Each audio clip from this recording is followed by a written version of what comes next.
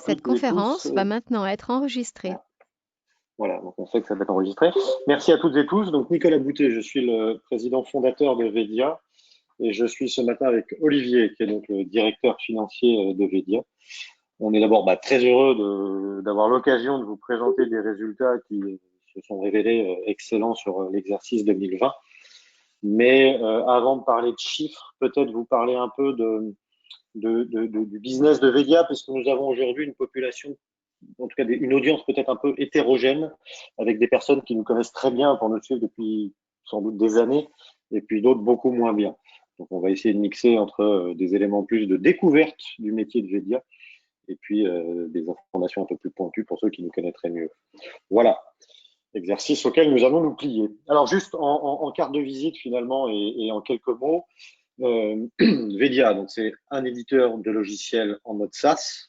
On loue l'usage d'une solution versus la vente de logiciels comme on le faisait dans le passé. Aujourd'hui, Vedia, c'est 120 collaborateurs sur 4 implantations, alors en France, Paris et Bordeaux, et à l'étranger, New York aux États-Unis et Francfort en Allemagne. Mais au-delà de ces 4 implantations, nous travaillons avec 200 marques clientes qui elles-mêmes utilisent notre solution dans plus de 80 pays. Voilà pour préciser un petit peu les usages. Alors, sur 2020, le chiffre d'affaires est de 15,7 millions d'euros, avec une croissance donc de 42% sur l'exercice. Aujourd'hui, nous sommes une société qui est listée par des analystes technologiques que sont des cabinets comme Forrester et Gartner. C'est important en termes de reconnaissance, en termes de fierté aussi, d'être identifié comme une des solutions de référence dans notre secteur d'activité. Voilà. Alors, les références clients, j'en quelques mots, mais je reviendrai un petit peu plus en détail. On travaille majoritairement avec des grandes marques. Donc aujourd'hui, ça va être des acteurs en France comme Pierre Fabre, Danone, Decathlon, Bouygues, Hermès ou Total. En Allemagne, avec des acteurs comme Daimler, Merck, Deutsche Bahn ou des gros acteurs industriels comme il y en a beaucoup en Allemagne. Et puis aux États-Unis, nous avons le plaisir de travailler avec des marques comme Estée Lauder, Colgate ou plus récemment encore Harley-Davidson. Voilà pour la carte d'identité et la photographie rapide de ce qu'est Vedia. Alors, pour vous expliquer ce que nous faisons, le mieux est encore de vous parler des enjeux, des difficultés ou des bénéfices que nous pouvons apporter à nos clients. Aujourd'hui, la plupart de nos clients, tous ces acteurs, toutes ces grandes marques, elles ont une problématique, c'est de gérer une multitude de contenus marketing. Alors, on va faire simple, ce sont des photos et des vidéos, globalement ou majoritairement. Et toutes ces photos et vidéos, elles viennent finalement contribuer à la promotion des marques, voire des produits. Ce sont tous ces contenus qui finissent, et que vous voyez au quotidien, qui finissent sur des sites web, sur des sites de e-commerce, sur des réseaux sociaux. Et ce que l'on ignore peut-être quand on n'est pas immergé dans le métier, c'est que on parle pas de centaines ou de milliers de contenus, on parle plutôt de centaines de milliers de photos vidéos que des clients comme Decathlon, comme Pierre Fabre, comme Estée Lauder ont à gérer et ce volume est croissant. C'est donc une complexité au quotidien que doivent affronter les directions marketcom pour faire face à une multitude de contenus, des formats hétérogènes, des nouveaux médias comme le 360, la réalité virtuelle ou la 3D. Ça, c'est le premier enjeu. Le deuxième, c'est qu'effectivement, tous ces contenus aujourd'hui, ils ont vocation à finir sur des canaux de communication qui sont digitaux, mais pas que. Et sur ces canaux digitaux, la photo que l'on va pousser sur Twitter n'est évidemment pas la même en termes de format et de résolution que celle que l'on pousse sur un site de e-commerce. Donc, il y a toute une nécessité de personnaliser l'expérience client. Et j'y reviendrai par la suite parce que nous sommes devenus, depuis quelques années, le moteur de cette expérience client ou un des moteurs de cette expérience client pour pour les marques que nous accompagnons. Au-delà des canaux digitaux, il y a un troisième enjeu qui revient très souvent, et notamment pour les marques qui ont des réseaux de distribution physique ou des entités locales, une présence sur différents territoires. La difficulté, c'est souvent de donner facilement à des équipes locales les moyens de récupérer tous ces contenus de com, parfois de pouvoir les adapter au contexte local, et de les décliner sur leurs propres canaux de communication. Donc, c'est comment on va organiser finalement cette diffusion cascadée donc entre l'entité globale, le siège, les entités locales, les réseaux de distribution, etc. Un quatrième enjeu qu'on va retrouver aussi régulièrement, c'est les problèmes de conformité, cohérence à la marque. Alors dans la banque assurance, dans la pharma, même les contenus de com, même une photo doit être validée pour vérifier qu'elle répond aux contraintes réglementaires. On a eu avec les RGPD beaucoup de demandes également parce qu'il faut s'assurer que les collaborateurs d'une entreprise qui sont présentes sur des photos ont bien donné leur accord ou que s'ils retirent leur accord, on est capable d'identifier les contenus qui présentent ces personnes en question. Voilà, et puis enfin, on a souvent des enjeux techniques, c'est-à-dire qu'aujourd'hui, nos clients peuvent avoir, nos prospects peuvent avoir différentes solutions qui ont été choisies par différents départements, et il y a un moment donné où nos solutions devenant de plus en plus critiques pour le fonctionnement d'une entreprise, il s'agit de rationaliser et de regrouper en une seule solution ce qui était multiple et éparpillé au sein de l'entreprise. Donc voilà rapidement pour les enjeux. Je vais essayer de les illustrer à travers des réalisations 2020, donc des signatures de nouveaux projets ou des mises en œuvre, en commençant par Harley-Davidson. Donc c'est un appel d'offres que nous avons gagné aux États-Unis à l'issue d'une compétition qui s'est avérée internationale. Et une des difficultés, effectivement, d'Harley-Davidson, c'était un des enjeux que je citais, être capable de donner à des concessionnaires des moyens rapides, simples, efficaces de retrouver des contenus de communication qu'ils vont pouvoir eux-mêmes utiliser auprès de leur audience très locale ou régionale.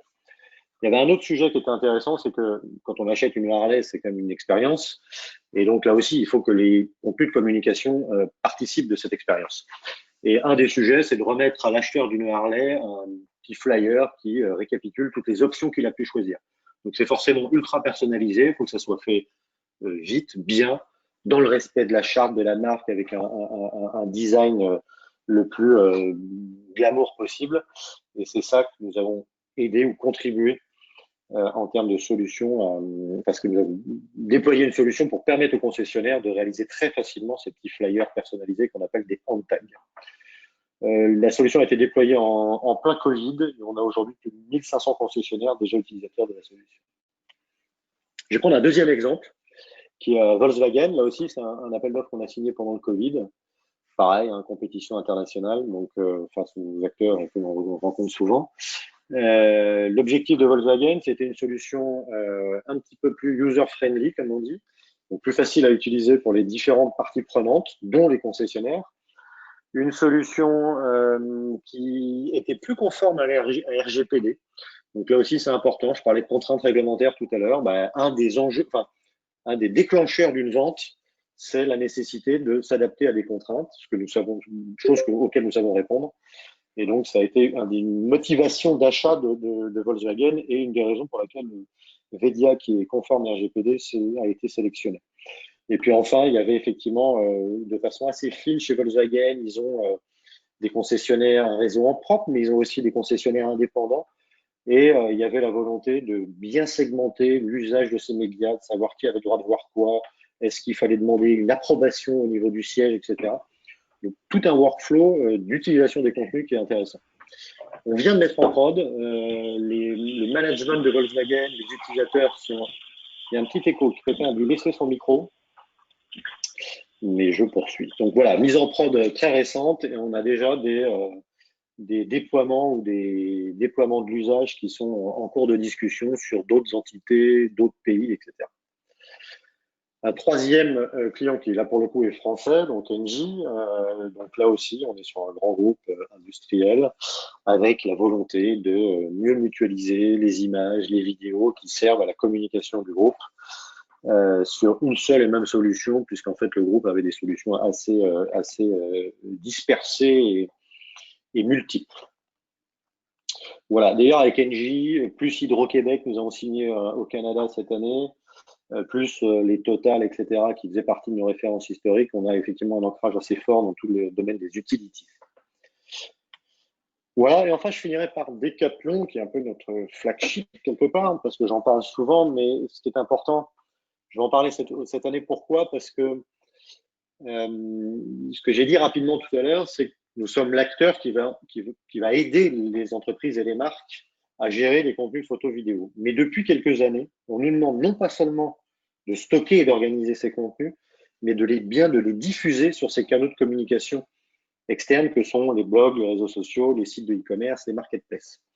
Donc, tout aujourd'hui, Vedia est quelque part l'acteur qui pousse ces contenus sur les canaux de communication de nos clients. Et typiquement, pendant le Covid, le trafic des sites de e-commerce de Decathlon a explosé. Il faut savoir, donc il a fallu pour Vedia d'être capable effectivement d'adresser cette hausse très très forte du trafic. Donc toutes les photos, vidéos que vous voyez sur un site Decathlon ou sur le site de e-commerce de Decathlon quand vous allez chercher un vélo ou une raquette de ping-pong, peu importe, sont des photos et des vidéos qui sont servies, diffusées par Vedia. Nécessité d'être performant, d'être rapide, de procurer la meilleure expérience possible. Et à l'inverse, là où c'est très intéressant dans le modèle de revenu Vedia, c'est que quelque part, nos revenus sont aussi indexés sur le trafic des sites de nos clients. Quand le e-commerce explose, nos revenus explosent avec. Alors moins vite que le e-commerce Decathlon, mais un peu quand même. Voilà pour quelques exemples de ce que nous pouvons faire avec nos clients et les marques qui nous font confiance. Alors, je vais revenir maintenant de façon un peu plus quantitative sur l'exercice 2020. L'exercice 2020 qui a bien évidemment été marqué par la Covid, mais juste pour expliquer comment, malgré ce contexte, nous avons su générer cette croissance de 42%. En rappelant d'abord que tout ce qui est télétravail, confinement, couvre-feu, etc., ne nous a pas posé de soucis logistiques. Il y a des raisons, enfin des soucis humains dont il faut toujours se préoccuper, mais les soucis logistiques étaient derrière nous puisque le télétravail était une pratique quelque chose que l'on pratiquait depuis longtemps, donc on n'a pas eu de mal à nous adapter. Comme vous l'avez vu, on a une clientèle qui est majoritairement grand compte. Donc, ce sont des acteurs qui ont été peut-être moins touchés que des acteurs plus modestes, enfin des entreprises plus modestes par le Covid. On a une position multisectorielle, ce qui fait qu'effectivement, même si un secteur va un peu moins bien, finalement, on se rattrape sur les autres. Et puis souvent des contrats pluriannuels. Donc effectivement, on est une certaine résilience et pérennité dans notre métier. Et enfin, et je crois que c'est ce qu'il y a de plus fondamental aujourd'hui, ce que l'on déploie, les solutions qu'on déploie, la solution Vedia est de plus en plus stratégique au sein des entreprises. Dès lors que ce sont nos solutions qui viennent servir les différents sites les canaux de communication, à commencer par le e-commerce, on participe de l'expérience utilisateur, on contribue donc à la vente des produits de nos clients. Et quelque part, quand vous êtes déployé au sein d'une marque, que vous êtes connecté aux différents sites de e-commerce, marketplace, sites de marque, etc., ça donne un caractère très, je dirais, critique à la solution, ça donne beaucoup de valeur et les barrières au changement sont forcément assez élevées, assez fortes. Le changement est compliqué et c'est ce qui a fait entre autres que pendant des années forcément un peu plus difficiles, on s'en sort finalement très très bien. Petit zoom sur les secteurs, je dis on est multisectoriel effectivement, mais néanmoins le secteur de prédilection c'est le retail, parce qu'il y a de la présence sur des canaux digitaux, sur des canaux physiques, avec beaucoup de visuels pour développer développer cette expérience utilisateur. Aujourd'hui, on vend avec des photos, des vidéos, pas du texte. Soyons clairs. Le CPG, donc tout ce qui est producteur finalement, les Danone, les Essilor, les Pierre Fabre, les L'Oréal, etc. Donc tous ces gens que nous accompagnons parce que eux ont besoin de gérer des contenus qui vont finir sur des sites de Drive, sur les Auchan, sur des sites de e-retailers indépendants. Donc c'est aussi une complexité, ils maîtrisent pas tout.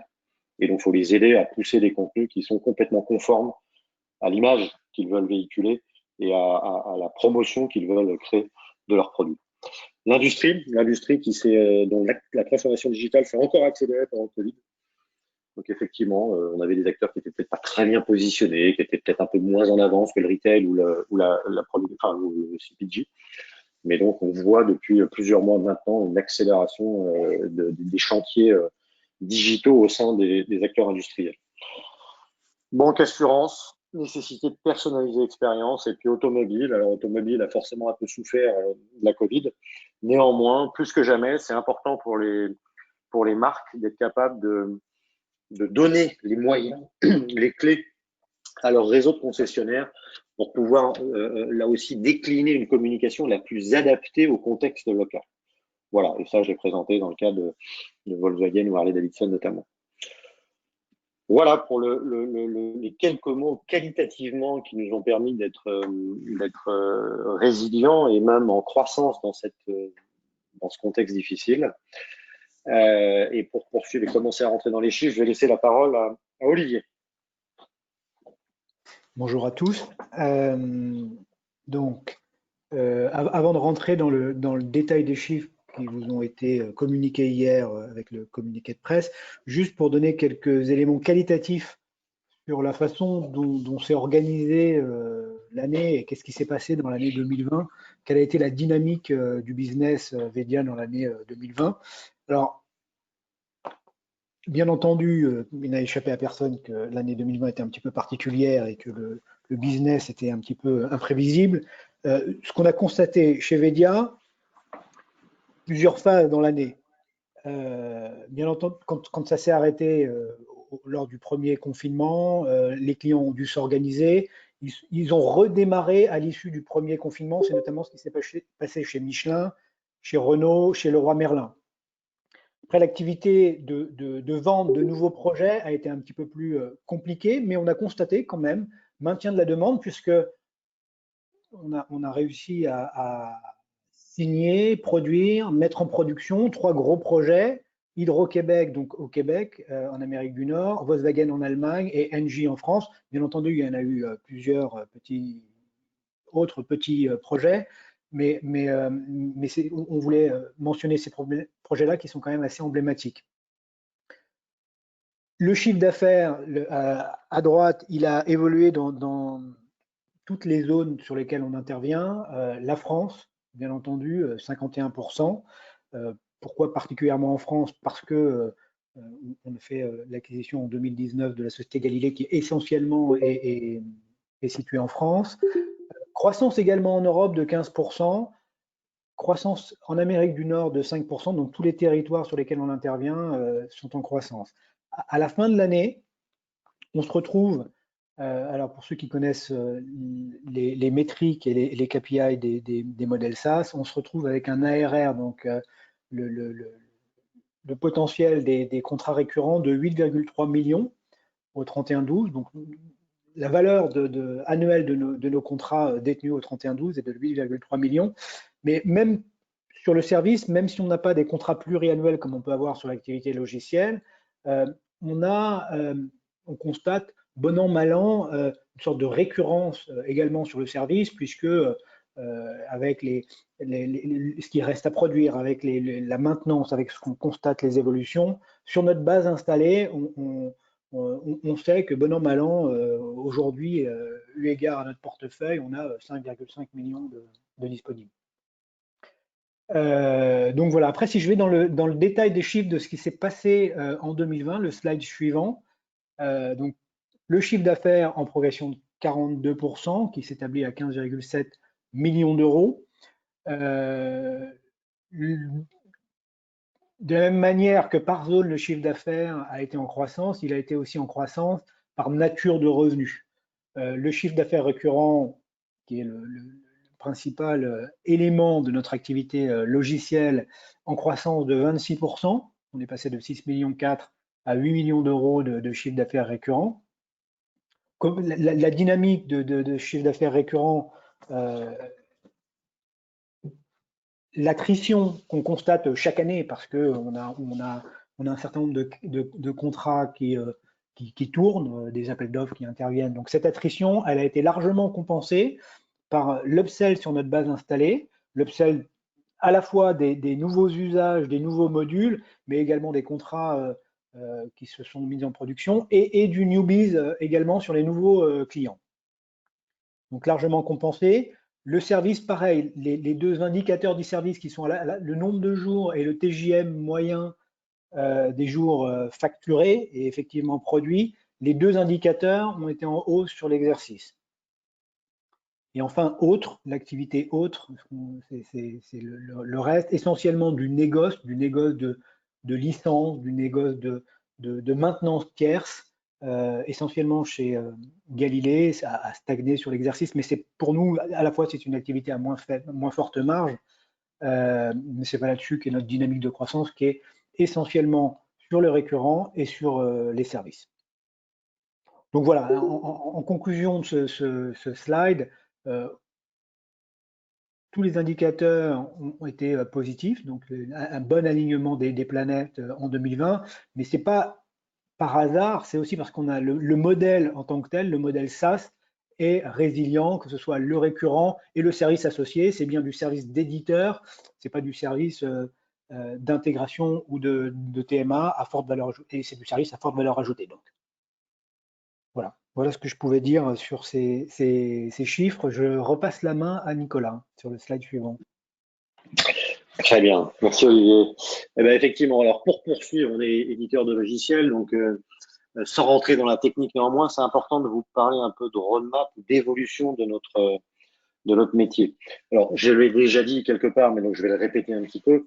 C'est effectivement qu'il y a quelques années, ce qu'on nous demandait, c'était de stocker des photos vidéo et puis de faire en sorte qu'elles soient correctement taguées, indexées avec les bons mots-clés pour les retrouver. Et puis ces photos vidéo, elles étaient prises, copiées, collées dans d'autres systèmes avec toute la perte d'informations associée. On savait plus qui faisait quoi, on savait pas si les droits associés aux photos vidéo étaient respectés ou pas.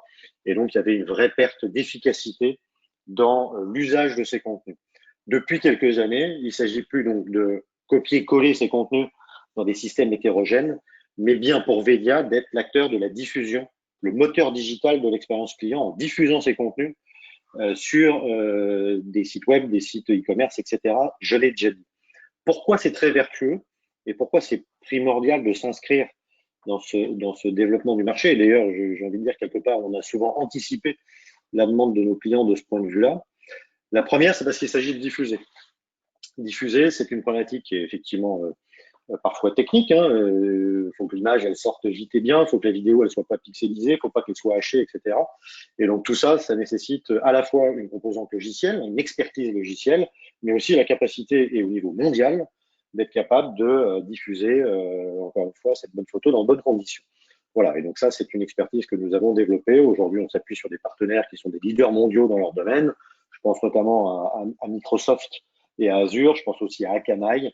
Voilà, donc avec ces leaders mondiaux, on constitue une offre qui permet aujourd'hui de diffuser une vidéo dans de bonnes conditions. Si la bande passante se dégrade, on adapte la résolution pour faire en sorte que ce ne soit pas, encore une fois, pixelisé. Tout ça est primordial. Le deuxième point qui est essentiel, c'est qu'à partir du moment où on diffuse, on est en mesure de récupérer plein d'informations. Ces informations, c'est quoi? C'est une photo. Pardon, on m'appelle, j'espère que ça n'a pas coupé. Voilà. Une photo, une vidéo, est-ce qu'elle a été vue, lue entièrement, pas entièrement? Et puis surtout, ce que nous sommes capables de faire aujourd'hui, c'est de mesurer les interactions sur un site de e-commerce, par exemple. Quelles étaient les photos présentes dans une fiche produit quand le produit a été acheté? À partir du moment où on consolide toute cette information, ce qu'on est capable de restituer à nos clients, c'est quels sont les contenus, quelles sont les photos vidéos qui sont efficaces dans tel pays, face à telle audience, pour mieux vendre. Et ça a énormément de valeur, d'une part parce que ça leur permet à nos clients d'éviter de produire des contenus qui servent à rien et à personne. Donc déjà, c'est une efficacité certaine, mais surtout, ça leur permet effectivement de savoir quelle typologie de contenu il va falloir pousser en fonction d'un contexte géographique, un contexte d'audience, un contexte peut-être de saisonnalité, etc. Donc ça, c'est primordial. Une fois qu'on s'est mesuré, le troisième point, alors là, qui vraiment relève de la roadmap, je ne vais pas vous dire qu'on sait le faire de façon parfaite aujourd'hui, loin de là, mais on y travaille. Une fois que vous savez ce qui marche, de façon encore plus fine, on doit être capable demain de générer automatiquement des contenus encore plus adaptés. Si on est capable effectivement de dire, tiens, dans tel contexte, il vaudrait mieux changer, avoir un fond d'écran sur un paysage de montagne plutôt qu'un bord de mer, parce que ça parlera plus à l'audience qui va consulter ce contenu, c'est primordial. Je prends quelques exemples graphiques. C'est effectivement chez Essilor la capacité juste à changer le fond. Ça paraît un petit peu trivial, peut-être caricatural, mais c'est vrai qu'aujourd'hui, effectivement, ils constatent qu'en fonction du fond d'écran, la promotion de cette paire de lunettes va être plus ou moins efficace en fonction, bien évidemment, de la géographie de l'audience qui va consulter ce visuel. On a un cas qui va vous parler peut-être encore un peu plus, c'est la problématique d'un Pierre Fabre, mais de tout ce qui est producteur de produits de grande consommation. Quand ils finissent sur des sites de e-commerce, de drive, etc., et a fortiori sur un device mobile, la problématique, c'est qu'aujourd'hui, on achète sur un visuel. D'accord ? Et si dans ce visuel, on n'est pas capable de voir correctement quelle est la marque, la finalité, la contenance, etc., vous pouvez vous retrouver dans une situation que personnellement j'ai connue, où vous prenez une bouteille de Badois en pensant que c'est 1,5 litre et en fait, on en fait que 50 centilitres. D'où la nécessité de savoir transformer des visuels pour être capable, dans le cas d'un device mobile, de passer de ça à ça. Parce que là-dessus, je vois ce que c'est, à quoi ça sert, la contenance, etc. Voilà un petit peu les sujets qui nous attendent pour demain. C'est d'être capable, effectivement, sachant qu'on sait diffuser, qu'on sait mesurer, de se dire, demain, il faudra être capable de générer presque à la volée, ou en tout cas de savoir recréer, régénérer des visuels ou des photos ou des vidéos qui seront encore plus efficaces en termes de business pour nos clients. Voilà, très rapidement pour la roadmap. Je vais finir par quelques perspectives que je ne chiffrerai pas. Le contexte reste compliqué, donc je me garderai bien de faire de vous communiquer des prévisions pour 2021, mais néanmoins de vous donner quelques éléments. L'un qu'Olivier vous a déjà communiqué. Aujourd'hui, la vertu du modèle SaaS, c'est qu'on part avec des revenus récurrents de licence, des revenus SaaS, qui sont connus et maîtrisés. En l'occurrence, un peu plus de 8 millions d'euros en ce qui concerne Vedia. Et puis, comme le disait Olivier, sur la base de clients installés, il y a toujours du service à prester pour une montée de version, pour une évolution, parce qu'il y a une nouvelle entité, un nouveau département qui a besoin d'utiliser la solution avec des droits et des règles un petit peu différentes. Voilà, donc globalement sur l'exercice 2021, Vedia démarre son exercice en sachant qu'il y a quasiment 14 millions d'euros de chiffre d'affaires embarqués nativement. Bien sûr, au-delà de cet existant et de cette base installée, il y a des nouveaux projets en exécution. On a commencé plutôt bien l'année avec 2 signatures majeures que je me garderai. Donc, je ne peux pas vous donner les noms aujourd'hui puisque nos clients doivent nous donner l'autorisation, mais on espère pouvoir le faire très rapidement. Et puis, bien évidemment, puisque ça fait partie aussi de notre ADN, de notre histoire, nous avons dans le passé fait des opérations de croissance externe qui sont venues soit compléter la techno, soit compléter l'offre logicielle, soit compléter la présence territoriale. Donc tout ça faisant partie de notre ADN, on continue de regarder un certain nombre de dossiers, même si, pour être tout à fait franc, la période est compliquée pour aller jusqu'au bout d'une opération, mais on compte bien poursuivre dans cette logique de croissance externe. Voilà qualitativement quelles sont nos perspectives pour 2021. Et donc finir en rappelant quelle est notre ambition. Aujourd'hui, Vedia dans son domaine est un acteur qui est à peu près dans le top 10 mondial. On a les moyens d'aller assez rapidement, voire très rapidement dans le top 5. Et ça fait partie aujourd'hui de l'ambition des équipes Vedia et de moi-même de continuer notre progression et d'être capable d'aller finalement concourir avec les plus grands sur le domaine qui est le nôtre, qui devient de plus en plus, encore une fois, stratégique pour nos clients et pour les marques. Voilà, pour ma part, j'ai fini cette rapide présentation. Mais bien évidemment, nous sommes à votre disposition pour toute question, s'il y en a. Merci beaucoup Nicolas, merci Olivier. Pour les questions, si vous souhaitez en poser, vous pouvez réactiver votre micro. Donc n'hésitez pas et vous avez également le chat à disposition et on pourra lire vos questions en direct. Merci beaucoup. Alors, y a-t-il des questions ?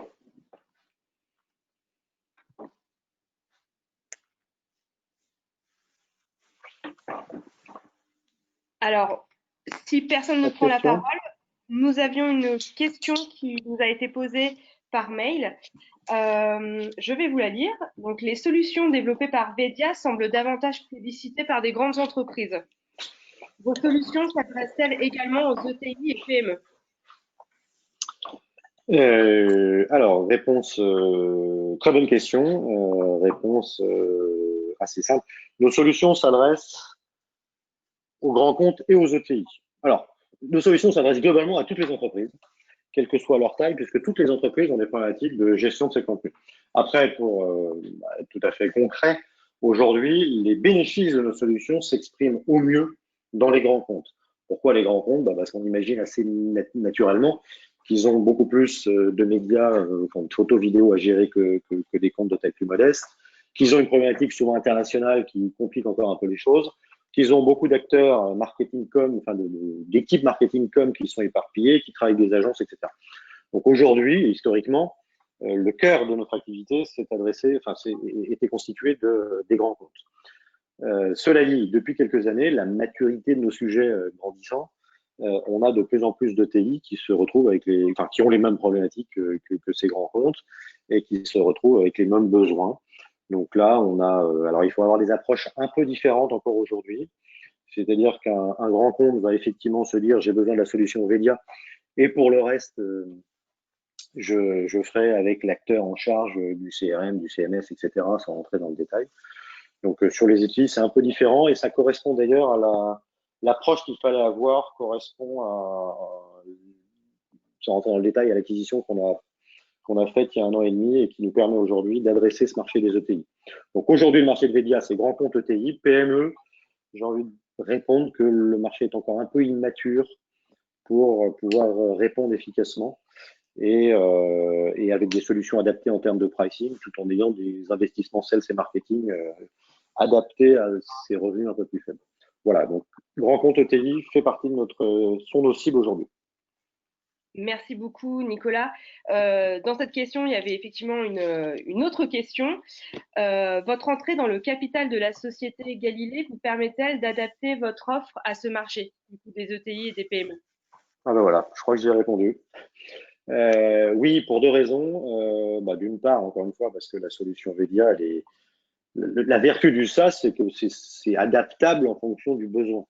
On est capable de vendre une solution pour 5 utilisateurs au prix de 5 utilisateurs, comme on la vend à des acteurs qui ont plusieurs dizaines ou centaines ou milliers d'utilisateurs. Donc de ce point de vue-là, tarifairement, c'est s'adapter.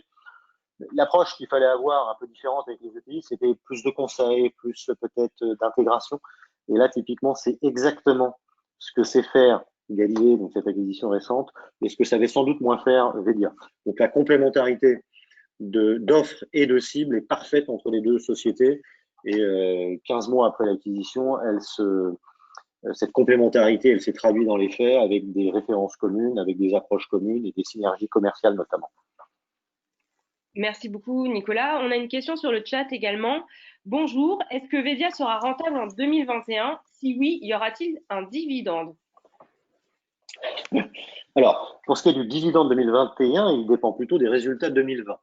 Donc, pour rappel, sur le premier semestre 2020, Vedia a réalisé un résultat net positif. Olivier nous donnera 300 000 euros, je crois, de mémoire. L'année devrait être au moins aussi bonne que ce premier semestre en termes de pourcentage de profitabilité. Vedia a depuis quelques années distribué des dividendes, donc je peux confirmer, sauf accident majeur, que Vedia distribuera également des dividendes en 2021 au titre des résultats 2020. Pour ce qui est de l'exercice 2021 lui-même, comme je le disais tout à l'heure, on se garde bien de donner des prévisions aujourd'hui parce qu'il reste un certain nombre d'incertitudes que tout le monde connaît. On a néanmoins, je dirais, 2 choses, ces revenus quasi récurrents ou quasi récurrents qui nous donnent une certaine confiance dans l'avenir. Et pour répondre sur la profitabilité 2021, Vedia est profitable depuis de longues années maintenant. Ça fait partie encore une fois de notre ADN. Et sauf accident à nouveau, je ne vois pas comment Vedia ne serait pas profitable en 2021. Merci beaucoup pour votre réponse. Je crois que quelqu'un qui est en ligne avec nous souhaite poser une question. On vous écoute, monsieur. Oui, bonjour Jean-François Delcaire. J'ai 4 questions. La première, est-ce que vous pouvez nous parler du redressement des marges de Galilée? Quelle est la rentabilité de Galilée? Alors, je ne sais pas si vous la calculez parce que maintenant c'est intégré, mais plutôt qu'est-ce qui explique une rentabilité inférieure et quels sont les leviers de redressement de la rentabilité de Galilée? C'est ma première question. La deuxième question, c'est le pipe commercial. Comment sont les consultations? Quel est l'état d'esprit des clients que vous rencontrez? Est-ce qu'il y a des appels d'offres? Et plus généralement aussi, est-ce qu'il y a une évolution du monde de la concurrence, enfin des concurrents? C'est ma deuxième question. La troisième question, vous parlez d'ambition de croissance externe. Est-ce qu'il y a des dossiers, est-ce qu'on vous propose actuellement des dossiers? Est-ce qu'il y a des dossiers qui sont en phase assez avancée? Et donc, quel serait pour vous un peu le portrait robot d'une cible en type d'activité ou peut-être de géographie? Et enfin, ma quatrième question, c'est peut-être un mot sur l'actionnariat. Est-ce qu'il y a eu des évolutions? Il y a des fonds parfois des fonds financiers qui sont parfois anciens à ma connaissance. Ont-ils besoin de sortir? Ont-ils vocation à sortir? Est-ce que l'actionnariat a évolué? Est-ce que l'actionnariat va évoluer? Merci pour l'ensemble des réponses à mes petites questions. Oui, enfin, beaucoup de questions. Non, très bien. Sur le premier point, sur le redressement de Galilée, alors l'exercice d'aujourd'hui ne vise pas à parler des marges 2020. On aura l'occasion de le faire le 18 mars à l'occasion de la publication de nos résultats. Je peux néanmoins, en revanche, revenir sur des grands principes et puis parler un peu du S1 2020 qui, pour le coup, a fait l'objet d'une communication. Galilée était une société qui connaissait quelques difficultés quand on l'a reprise. Le redressement des marges est le fruit de plusieurs facteurs, la mise en place de méthodes, d'outils, de contrôle de gestion qui étaient bien maîtrisés par Vedia et qu'on a su déployer chez Galilée. La refonte des messages marketing et de la conquête commerciale. Voilà, donc c'est encore des sujets qui sont en cours. Sur le S1 2020, Galilée était à l'équilibre. Sans là aussi trahir de secret, le S2 2020 est plutôt dans une logique d'amélioration. Donc on est assez confiant sur la rentabilité 2020 et a fortiori sur celle de 2021. Dès lors, encore une fois, que l'activité se maintient et ne subit pas des contre-coups liés au Covid majeur. Voilà pour le redressement des marges. C'est le fruit, encore une fois, surtout de méthodes, d'outils, de suivi, de contrôle de gestion. Tout ce que je crois Vedia a su montrer dans le passé et qu'on a su appliquer au cas Galilée. La deuxième question concernait le pipe commercial et donc plus globalement l'activité. Aujourd'hui, je ne vais pas vous mentir, on est quand même dans un contexte où les clients, même grandes marques, grands comptes, sont dans une position, si ce n'est attentiste, en tout cas assez prudente. Il y a des appels d'offres, ils sont un peu plus longs à gérer qu'en 2019. Et ça dure depuis mars 2020. Voilà, donc tant qu'on n'est pas définitivement sorti de la situation actuelle, on s'attend à ce que les appels d'offres soient peut-être un petit peu moins nombreux et durent un petit peu plus longtemps dans leur process. Voilà. Néanmoins, le pipe est plutôt très satisfaisant et on compte aussi beaucoup sur une réaccélération aux US qui a été quand même très calme ou lent en 2020, alors Covid, élections, etc. Voilà, donc on espère que sur les US notamment, il y ait un rebond assez marqué dès, si ce n'est Q1, dès Q2. En complément de cette question, on parlait d'univers concurrentiel. Il évolue assez peu aujourd'hui. On est sur un marché qui nécessite une expertise assez forte, une technicité. Alors, on se dit gérer les photos vidéo, c'est pas de la science atomique. Non, c'est vrai, mais en même temps, c'est pas si trivial. Et donc finalement, quelque part, on n'a pas vu sur le marché de nouveaux entrants arriver avec des solutions de rupture, etc. On est plutôt sur une concurrence assez installée. Alors on a des gros acteurs multigénéralistes du software comme Adobe en concurrence, et puis après des sociétés un peu plus dans la taille et dans le positionnement Vedia sur les différents territoires que nous adressons. Voilà, donc pas de changement majeur dans l'univers concurrentiel, mais des concurrents contre lesquels il faut se battre. La troisième question était concernant la croissance externe. Alors, des dossiers, oui, il y en a. Oui, on en traite. Je ne rentrerai pas plus dans le détail à ce stade. Là aussi, un petit bémol lié à la situation. Quand on fait une croissance externe, on peut gérer un certain nombre de trucs à distance via des conf calls, mais il y a un moment donné quand même, alors ça en tout cas c'est en ce qui me concerne, et j'aime bien voir droit dans les yeux les personnes qui pourraient rejoindre, enfin oui, les personnes et les entreprises qui pourraient rejoindre Vedia, le management de ces entreprises. Et en ce moment, c'est pas si simple. Voilà, donc nous avons effectivement des dossiers à l'étude qui parfois bloquent un peu par la difficulté à se rencontrer physiquement. Mais nous avons bon espoir d'arriver à en conclure en 2021 néanmoins. Le portrait robot de ces entreprises, de ces cibles, aujourd'hui on est plutôt dans un tropisme européen, pour des raisons d'intégration notamment, avec finalement, en termes de complémentarité, on a essayé un peu tous les modèles. On a fait des rachats techno, donc ça a permis vraiment de consolider notamment sur la vidéo. On a fait des rachats géographiques, donc ça a été le cas notamment, il fut un temps, de l'Allemagne, et donc là on peut continuer au niveau européen. Et puis, quelque part, l'acquisition récente sur des offres plus orientées conseil, intégration, sont aussi très intéressantes parce qu'elles viennent compléter idéalement l'offre de Vedia, notamment sur ces cibles TI que l'on citait tout à l'heure. Voilà, donc on n'est pas plutôt assez ouvert en termes de profil d'offres. En revanche, on reste effectivement plutôt sur l'Europe versus les US, dont l'intégration serait peut-être plus compliquée. Et enfin, pour finir, sur l'actionnariat, aujourd'hui, l'actionnariat dans les grandes masses est constitué de la façon suivante. Nous avons une petite trentaine de pourcents qui sont dans les mains des dirigeants, fondateurs, salariés, managers. Un certain nombre d'entre eux sont actionnaires aujourd'hui. Nous avons environ aujourd'hui 55% qui sont dans les mains de fonds, alors qui sont là pour certains de façon assez historique ou ancienne, effectivement. Pour d'autres, c'est plutôt 2017 et d'autres encore plus récents. Voilà, donc il y a une diversité en termes d'horizon de liquidité assez variée dans ces fonds. Et puis enfin, il y a 15% qui sont du pur flottant dans les mains de plusieurs centaines d'actionnaires particuliers qui détiennent quelques centaines, dizaines ou centaines de titres. Voilà, est-ce que j'ai rien raté dans vos questions ? Non, mais c'est excellent, merci beaucoup. Peut-être deux petits points encore, mais je ne veux pas préempter la parole des invités. Non, mais vas-y, je vous en prie. Est-ce que vous pouvez nous donner, parce que ce n'était pas dans le communiqué, quelle est la croissance finalement organique, donc hors Galilée, du chiffre d'affaires sur l'année 2020 Je ne l'ai pas bien compris, ça doit être de 8-9%, je pense, mais alors, tout à fait.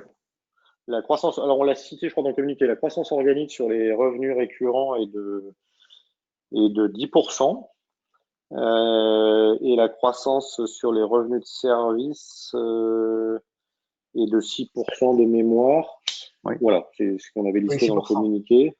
Donc le global est autour de 8 8, 9, ouais, 9, un peu plus, parce qu'on est sur le récurrent, on représente 65% du total. Voilà, après, ce qu'il faut regarder aussi, c'est que il y a eu une croissance organique sur Galilée. Donc, il y a un double effet, finalement, dans cette acquisition récente. C'est mécaniquement la consolidation, bien évidemment, sur une année pleine versus quelques mois en 2019. Et puis également, on a su, au-delà de la restauration des marges, on a réussi également à développer l'activité de Galilée. Donc, il y a une croissance organique, entre guillemets, ou pro forma, sur l'ensemble du groupe. D'accord. Voilà. Et enfin, si vous voulez plus de chiffres, demandez à Olivier. Et un dernier point, il y a un aspect clé, mais je parle sous votre contrôle, dans vos métiers, c'est les ressources humaines, c'est les hommes. Qu'en est-il de votre capacité à attirer des talents? Comment est le marché de l'emploi? Est-ce que vous trouvez les bons profils? Est-ce que ça va mieux compte tenu un petit peu de la crise économique que l'on rencontre? Oui. Et aussi dans Galilée, est-ce que vous gardez tout le monde? Est-ce que vous avez fait des remaniements? Puisque comme vous expliquez que la culture n'était peut-être pas bonne, ou en tout cas les méthodes n'étaient pas tout à fait bonnes, est-ce que ça vous a conduit à vous séparer de collaborateurs et à les remplacer par d'autres? Voilà, merci. Un petit point là-dessus, s'il vous plaît. Oui, alors sur les ressources humaines, effectivement, c'est une très bonne question. Il a toujours été on est essentiellement sur des recrutements techniques, de par notre métier, des recrutements qui ont toujours été très très durs et tendus parce que une forte demande sur un marché qui pourvoit pas suffisamment de ressources techniques.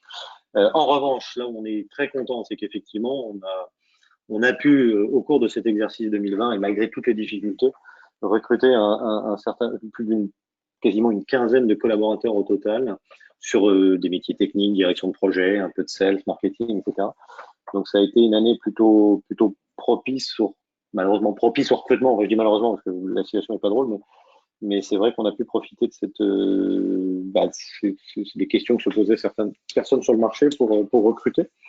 Donc voilà, l'effectif s'est renforcé sur des talents plutôt middle management parfois aussi. Donc ça c'est important, sachant que chez Vedia, il y a un turnover qui est très très faible aujourd'hui, à peine quelques pourcents par an, même pas. Donc ils doivent être bien chez nous, c'est la conclusion que je tire. Sur Galilée, pour vous répondre, non, personne n'est parti et nous avons demandé à personne de partir. Pourquoi? Parce que c'est vraiment une super équipe, c'est des gens constructifs, c'est des gens qui d'abord connaissent extraordinairement bien le métier qu'on fait. Ça fait 20 ans qu'ils font un métier comparable à celui de Vedia. Donc d'abord, il y a un partage d'expérience, de points de vue, etc. Je crois ça manquait juste de quelques KPI, de quelques outils, etc. pour mettre le doigt là où ça faisait mal. Donc pour ça, on n'a pas besoin de changer les hommes. Ils sont plus que partants pour mieux comprendre, mieux analyser, mieux suivre. Mais encore une fois, là aussi, Vedia a aussi beaucoup capitalisé sur leur expérience, leur analyse de notre marché, etc. Et je trouve que de ce point de vue-là, c'est en tout cas une alchimie humaine qui s'est super bien passée. Voilà, donc pas de départ. Pour conclure. Merci beaucoup, Nicolas. On a une autre question. On va essayer d'aller vite parce qu'il est déjà midi moins 10. Vous affirmez vouloir prendre une place dans le top 5 mondial. Quel est votre principal atout face à vos concurrents? Je vais dire, moi, on peut poursuivre, il n'y a pas de souci. J'ai pas réservé de table au restaurant, donc très bien. On a un peu de temps devant nous. Non, alors pour répondre sur nos principaux atouts, alors nos concurrents, je les ai cités, il y en a 2-3 gros multigénéralistes et d'autres plus des Vedia-like sur les différents territoires Europe, US.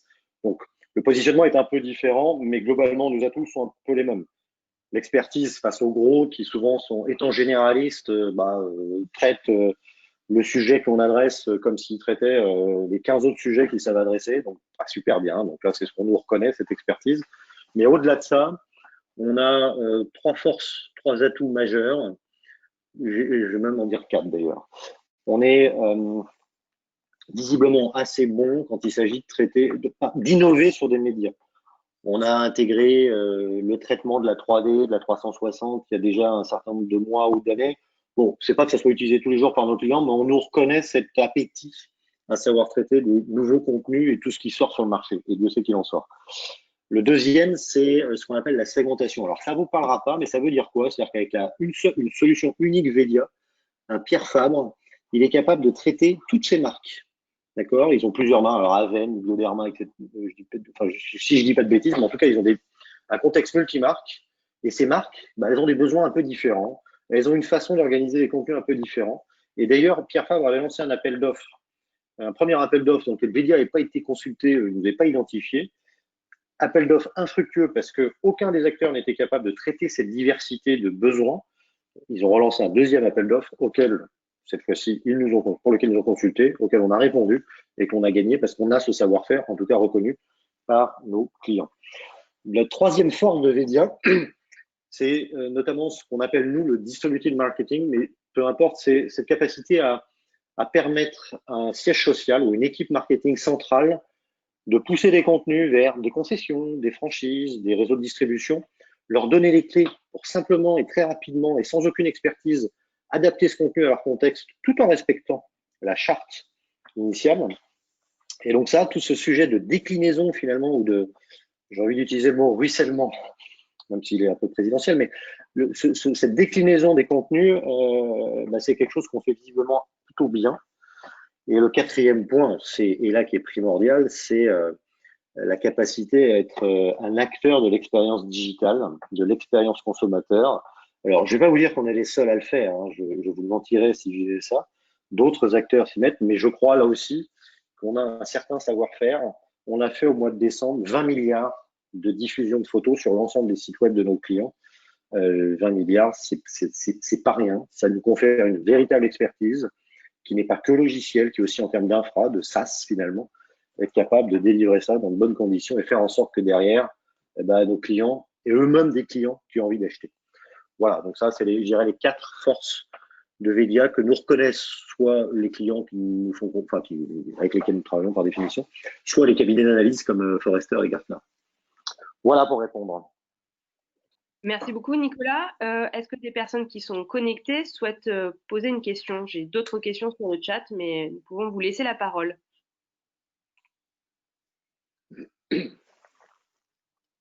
Alors, je vais passer au chat. Cette question sur les États-Unis. Comment, avec le Covid, comment gérez-vous avec les États-Unis? Alors, je ne suis pas sûr de savoir exactement ce qu'il y a derrière la question. S'il s'agit du fonctionnement interne de Vedia, alors j'ai envie de dire que les États-Unis sont pas plus compliqués que l'Allemagne, voire pas plus compliqués que Bordeaux d'ailleurs. Aujourd'hui, on travaille comme maintenant, hein, en conf call, en échange, etc. Et ça a toujours été le cas, donc ça nous a pas surpris, en tout cas ça nous a pas déstabilisé.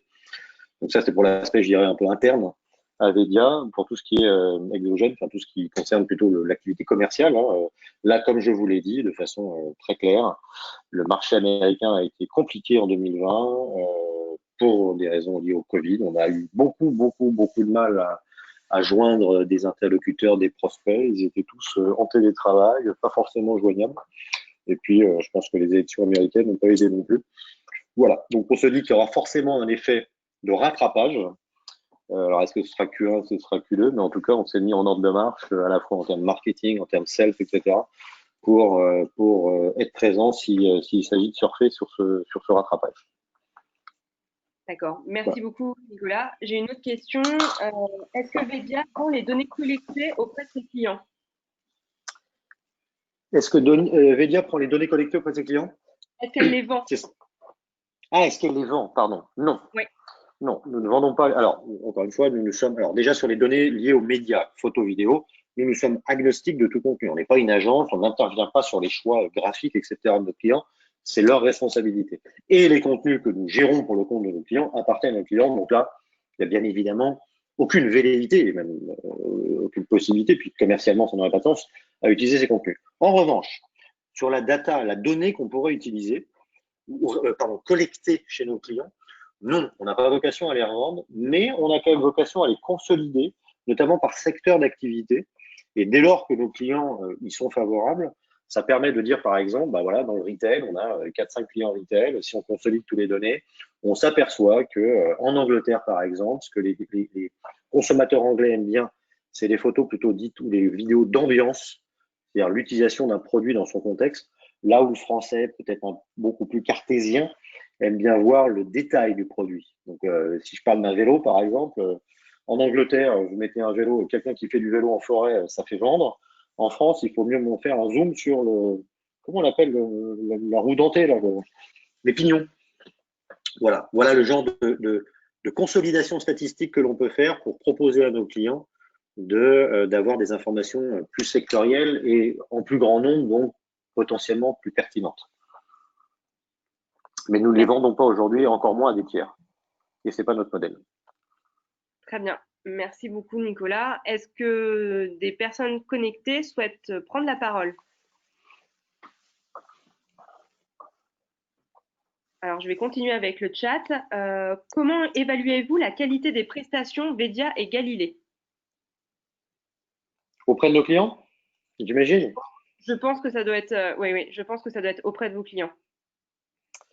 C'est une bonne question. Comment on l'évalue? Pas assez déjà, ça c'est sûr. On fait des sondages auprès de nos clients sur la base de petits QCM et de notes de satisfaction qui nous permettent d'avoir un feedback.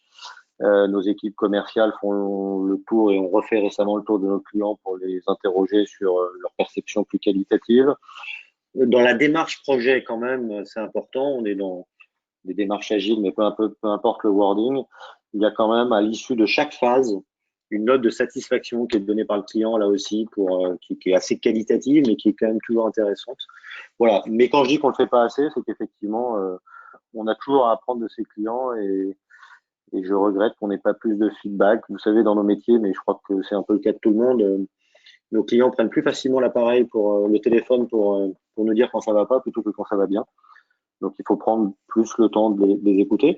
On a quand même aussi ce qu'on appelle des Customer Success Managers. Alors, en français, je préférais trouver le wording français, mais des personnes qui sont dédiées dans la phase d'exploitation des solutions, d'utilisation au quotidien, à être quelque part un peu l'huile dans les rouages pour vérifier que le support répond correctement, qu'on n'a pas de souci de performance, etc., que l'utilisation est faite. Et pour Vedia, l'intérêt de tout ça, c'est aussi, si on se préoccupe de comment sont utilisées les solutions, c'est aussi un moyen d'identifier où sont les potentiels de développement d'usage, donc de revenus associés. Voilà pour ce que nous faisons. Merci beaucoup. J'ai une dernière question. Combien coûte une solution Vedia standard? Alors, pour faire très simple, une solution Vedia standard coûte pour des utilisateurs qui sont facturés, c'est-à-dire ceux qui vont alimenter en médias, c'est-à-dire en gros les équipes marketcom, pas tous ceux qui vont venir consulter, etc., et encore moins les consommateurs sur un site web, bien évidemment. Donc, très simplement, c'est 100 € par mois et par utilisateur, tout inclus. Voilà, avec des comptes où on est entre 25-30 users pour les plus petits jusqu'à plusieurs centaines d'utilisateurs pour les plus gros. Alors après, si on rentrait dans le détail, à ceci va s'ajouter, mais le détail est important, ce qu'on appelle la consommation variable, et notamment, et ça c'est primordial aujourd'hui, et c'est un axe d'upsell très fort chez Vedia, c'est tout ce qui est diffusion de ces photos vidéos, diffusion sur des sites web, sur des sites de e-commerce comme je l'ai évoqué, puisque là, nos revenus sont directement indexés sur le trafic des sites de nos clients. Et donc, quand un client, dans la période de Covid et post-Covid, l'explosion du trafic sur les sites web, les sites de drive, les marketplaces, quelque part, ça a un impact direct sur les revenus de Vedia. Voilà. Merci beaucoup. Alors, il n'y a plus de questions sur le chat. Est-ce que des personnes qui sont en ligne connectées avec nous souhaitent poser une dernière question? Moi, j'en ai une dernière, mais je veux pas laisser, je veux laisser respirer les autres. Allez-y, en fait. Alors, ma dernière question, c'est est-ce qu'il y a un moyen d'aller plus vite commercialement en utilisant des partenaires?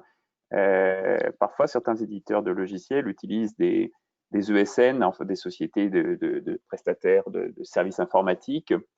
Mais si je comprends bien, c'est seulement quand il y a du développement homme à faire. Alors, est-ce que le propre de Vedia, c'est d'avoir des logiciels qui nécessitent peu de développement homme, et ce qui rend ce canal qui serait un canal qui permettrait d'aller très vite, peut-être d'aller couvrir plein d'appels d'offres dans le monde entier, peut-être plus rapidement, ou qu'en est-il d'une distribution indirecte de vos produits? Très bonne question et vous avez tout résumé. Jusqu'à il y a peu, la grande difficulté à nouer des partenariats avec des ESN, c'était la faiblesse du nombre de jours hommes associés au projet. Alors, quand je dis la faiblesse, ça peut aller de quelques dizaines, c'est-à-dire pas grand-chose, à plusieurs centaines, dans certains cas un peu complexes, avec beaucoup d'intégration. Mais même le plusieurs centaines de jours hommes, en tout cas chez les gros intégrateurs, ça les motivait pas. Donc, on a, dans le passé, pas réussi quelque part, hein, puisque c'est comme, vous avez raison, un accélérateur qui est intéressant. On n'a pas réussi à créer ce genre de partenariat, sauf sur avec des intégrateurs très spécialisés. Quelque part, Galilée en faisait partie, puisqu'on travaillait déjà un peu ensemble avant. Sauf que les choses sont en train de changer. Depuis plusieurs mois maintenant, on est sollicité par les gros intégrateurs, pour le coup, alors les Accenture, les Cap, etc., parce que visiblement, le métier que l'on fait est devenu beaucoup plus stratégique. Donc, à la limite, le nombre de jours hommes leur importe un peu moins. Par contre, savoir qu'ils vont pouvoir se positionner sur une brique logicielle qui elle-même va alimenter du e-commerce, s'intégrer au cœur d'un écosystème MarTech, etc., qui est devenu critique, tout ça fait que, indépendamment du nombre de jours hommes, aujourd'hui, ces acteurs-là, gros acteurs de l'ESN, commencent à regarder et on est en discussion avec pas mal d'entre eux pour faire partie de leur portefeuille, ou on fait déjà partie de leur portefeuille, parce qu'effectivement, ça devient nécessaire. Alors, je ne vais pas vous dire que ça nous a ramené énormément de leads aujourd'hui, de clients, mais on a le sentiment que c'est quelque chose qui va accélérer dans les mois qui viennent. Voilà. Y a-t-il d'autres questions? N'hésitez pas. Juste vous remercier d'avoir fait un call sur le chiffre d'affaires parce que ça montre une transparence et une disponibilité pour les investisseurs. Et donc, toutes les sociétés ne le font pas et de faire un call assez complet sur juste le chiffre d'affaires est très, très utile et donc on peut vous en remercier. Merci à vous de votre retour et puis on continuera et puis on espère pouvoir faire ce genre de réunion en présentiel très rapidement, mais comme tout le monde, j'imagine. Merci beaucoup à tous. Merci à tous. Merci. Merci beaucoup et très bonne journée à tous. Merci. Très bonne journée. Merci beaucoup. À bientôt. Belle journée. Au revoir.